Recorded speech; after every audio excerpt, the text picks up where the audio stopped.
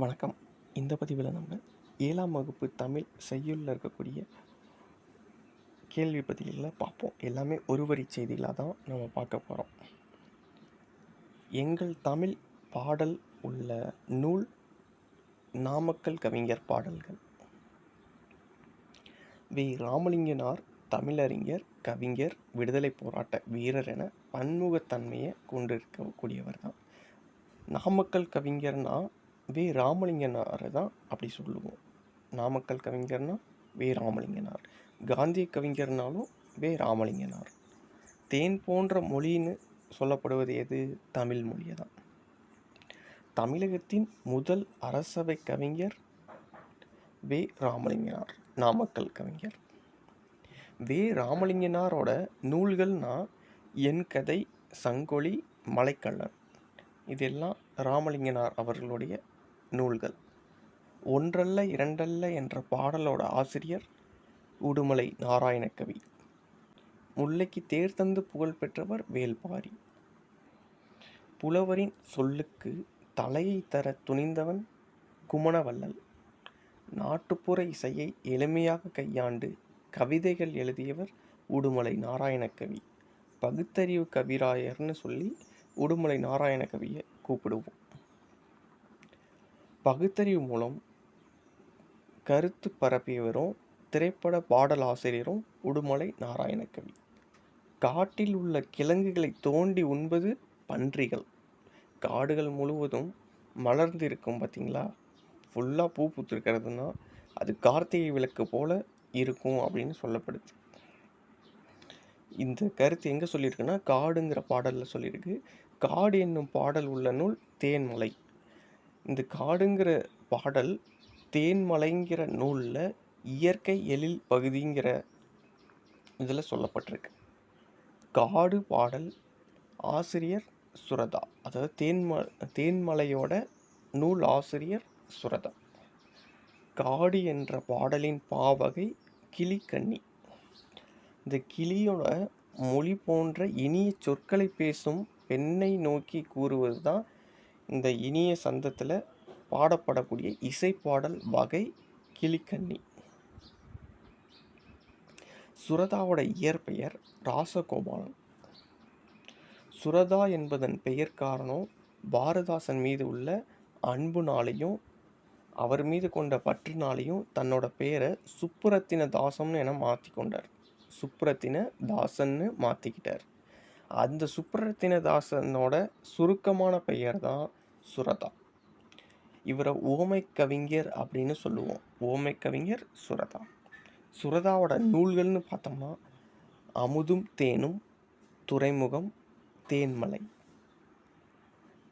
காட்டை குறிக்கக்கூடிய வேறு பெயர்கள் கா, கால், கான், கானகம், அடவி, ஆரணி, புரவி, பொற்றை, பொழில், தில்லம், அழுவம், இயவு, பழவம், முளரி, வல்லை, விடர், வியல், வனம், முதை, மிலை, இரும்பு, சுரம், பொச்சை, பொதி, மொழி, அரில், அரல், பதுக்கை, கணையம். காட்டுக்கு இத்தனை பெயர்கள் இருக்கு.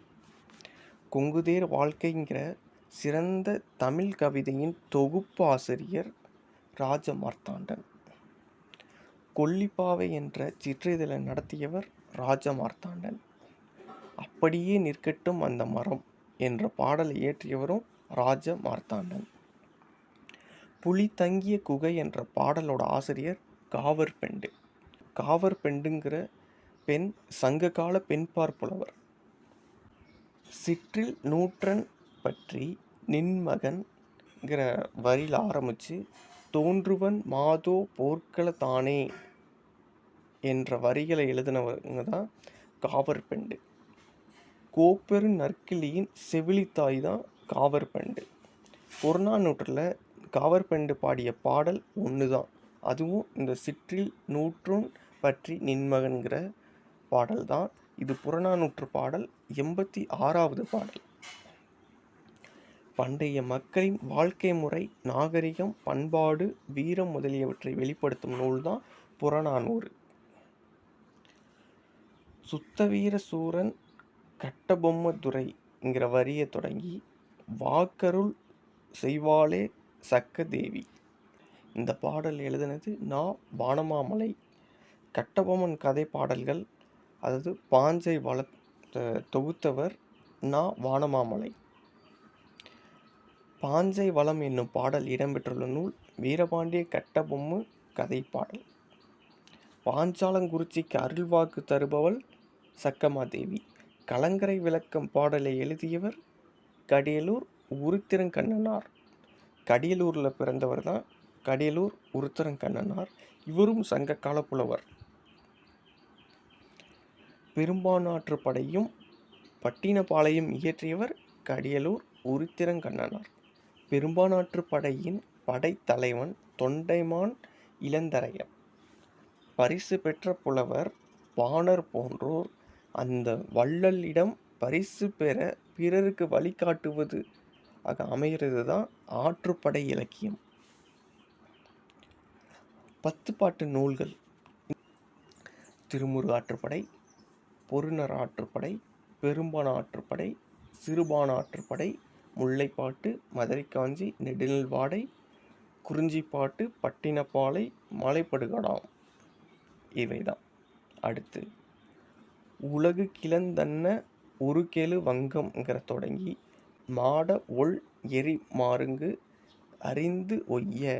இந்த பாடலை எழுதினவர் மருதன் இளநாகனார். இது அகநானூற்றில் 255வது பாடல். மருதன் இளநாகனார் கலித்தொகையில் மருதத்திணையில் இருக்கக்கூடிய 35 பாடல்களை பாடியிருக்கார். மருதத்திணையை பாடுவதில் வல்லவர் தான் மருதன் இளநாகனார். அகநானூற்றுக்கு வேறு பெயர் நெடுந்தொகை. 8 தொகை நூல்களை பொறுத்த வரைக்கும் நற்றிணை, குறுந்தொகை, ஐங்குறுநூறு, பதிற்று 10, பரிபாடல், கலித்தொகை, அகநானூறு, புறநானூறு இவை எல்லாமே 8 தொகை நூல்கள். 14 மேற்கணக்கு நூல்கள் அப்படின்னு சொன்னோம்னா 10 பாட்டும் 8 தொகையும். மேலே சொன்ன 10 பாட்டு அந்த 10 நூல்களும் சரி, இந்த 8 தொகையில் இருக்கக்கூடிய இந்த 8 நூல்களும் சரி, இவை எல்லாமே 14 மேற்கணக்கு நூல்கள். ஏடெடுத்தேன் கவி ஒன்று வரைந்திட என்னை எழுதென்று சொன்னது வான். அதாவது தமிழ் பேருங்கிற தலைப்பில் பாரதிதாசன் கவிதைகள் நூலில் இடம்பெற்றக்கூடியது. இது பாரதிதாசன் எழுதிய கவிதை. நாலடியார் என்ற நூலை இயற்றியவர் சமண முனிவர்கள் பலர். 14 கீழ்கணக்கு நூல்களில் ஒன்று தான் நாலடியார். நாலடியார் 400 வெண்பாக்களால் ஆனது. நாலடியாரோட வேறு பெயர்கள்னு பார்த்தோம்னா வேளாண் வேதம், நாலடி, 400. நாலடியாருங்கிறது அறம், பொருள், இன்பம் என்ற முப்பால் கொண்ட நூல். 4ம் 2ம் சொல்லுக்கு உறுதி. இந்த தொடர் மூலமாக திருக்குறளுக்கு இணையாக போற்றப்படக்கூடிய நூல் தான் நாலடியார். பெய்து பழகிய மேகம் நூல் ஆசிரியர் தேனரசன். பெய்து பழகிய மேகம் நூலில் உள்ள கவிதை ஒரு வேண்டுகோள். தமிழரசன் தமிழ் ஆசிரியராக பணியாற்றியவர். தேனரசன் வானம்பாடி, குயில், தென்றல் போன்ற இதழ்களில் கவிதைகள் எழுதியிருக்கார். தேனரசன் எழுதிய நூல்கள் அப்படின்னு பார்த்தோம்னா மண்வாசல், வெள்ளை ரோஜா, பெய்து பழகிய மேகம். காளமேக புலவரின் தனி பாடல்கள் உள்ள நூல் தனிப்பாடல் திரட்டு. காளமேக புலவரோட இயற்பெயர் வரலன். காளமேக புலவர் அவருடைய நூல்கள்னு பார்த்தோம்னா திருவனைக்காவுலா, சரஸ்வதி மாலை, பரம்பிரம்ம விளக்கம், சித்திரமடல். காளமேக புலவர் பெயர் காரணம்னு சொன்னோம்னா மேக மழை பொழிவது போல கவிதைகளை விரைந்து பாடக்கூடியவர் தான் காளமேக புலவர். கீரை பாத்தியும் குதிரையும்ங்கிற 2 மொழிதல் பாடலை இயற்றினவர் காளமேக புலவர். தமிழர் பண்பாட்டு கூறுகளுள் முதன்மையானது விருந்தோம்பல். மாறியொன்று இன்றி வரந்திருக்கும் காலத்தும் அப்படிங்கிற தொடங்கி ஒன்றுரா ஒன்றிலோ இல்ங்கிற முடியக்கூடிய இந்த பாடல் பழமொழி 400ங்கிற நூலில் இருக்கக்கூடியது. இந்த பழமொழி 400ன் ஆசிரியர் முன்றுரை அரையனார். ஒன்றுறா மொன்றிலோ இல் என்பதன் பொருள் ஒன்றுமில்லாத வீடு எதுவும் இல்லைங்கிறது தான் பொருள். முன்றுரை அரையனார் கிபி 4ஆம் நூற்றாண்டைச் சேர்ந்தவர். பழமொழி 400 நூலில் கடவுள் வாழ்த்து பாடல் மூலம் முன்றுரை அரையனார் சமண சமயத்தைச் சேர்ந்தவர் என அறிய முடியும். 17 கீழ்கணக்கு நூல்களில் ஒன்று தான் பழமொழி 400. பழமொழி 400 பாடல்கள் எண்ணிக்கை 400. ஒவ்வொரு பாடலிலும் அதோட இறுதியில் பழமொழி இடம்பெறதுனால தான் இந்த நூல் பழமொழி 400ன்னு பெயர் பெற்றிருக்கு.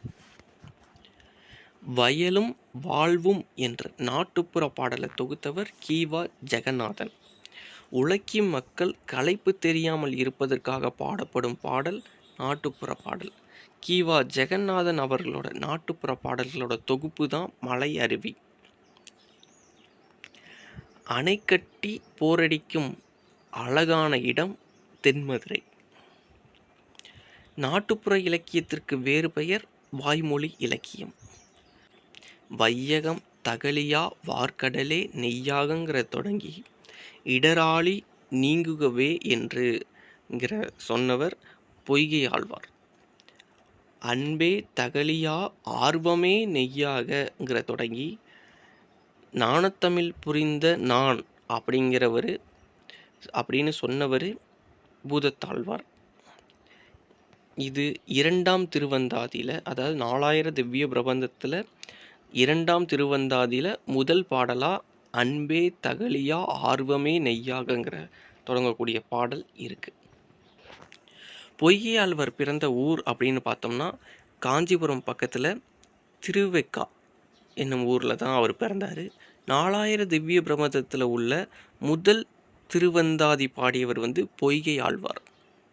பூதத்தாழ்வார் மாமல்லபுரத்தில் பிறந்தவர். 4000 திவ்ய பிரபந்தத்தில் உள்ள 2ஆம் திருவந்தாதி பாடியவர் பூதத்தாழ்வார் தான்.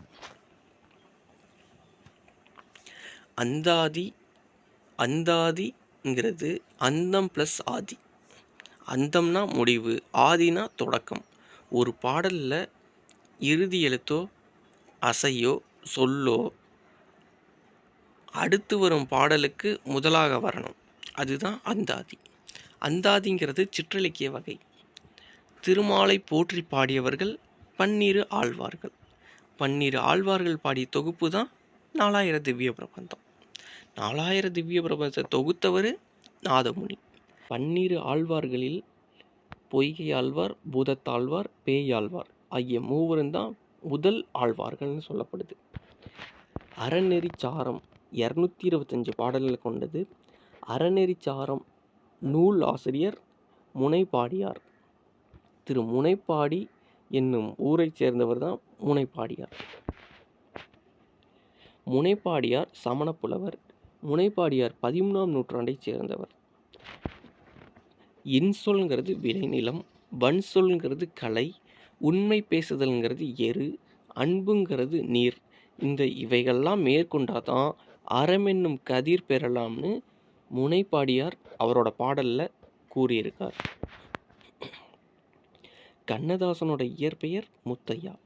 கவியரசு என்ற சிறப்பு பெயர் பெற்றவர் கண்ணதாசன். கண்ணதாசன் தமிழக அரசவை கவிஞராக இருந்தவர். இயேசு காவியம்ங்கிற நூலில் மழைப்பொழிவு பாடல் இடம்பெற்றிருக்கு. இயேசுவின் வாழ்க்கை வரலாற்றையும் அவரது அறிவுரைகளையும் கூறும் நூல் தான் இயேசு காவியம். சே. பிருந்தா புகழ்பெற்ற பெண் கவிஞரில் ஒரு ஆள். தன்னை அறிதல் கவிதை இடம்பெற்றுள்ள நூல் மகளுக்கு சொன்ன கதை. இது சே. பிருந்தா அவர்கள் எழுதிய நூல் தான். சே. பிருந்தா கவிதை நூல்கள்னு பார்க்கும்போது மழை பற்றிய பகிர்தல்கள், வீடு முழுக்க வானம், மகளுக்கு சொன்ன கதை. இந்த வரிகள் எல்லாமே 7ஆம் வகுப்பு தமிழ் செய்யுளில் காணப்படக்கூடிய வரிகள் தான் அனைத்துமே. அடுத்ததாக 8ஆம் வகுப்பை பார்ப்போம். நன்றி, வணக்கம்.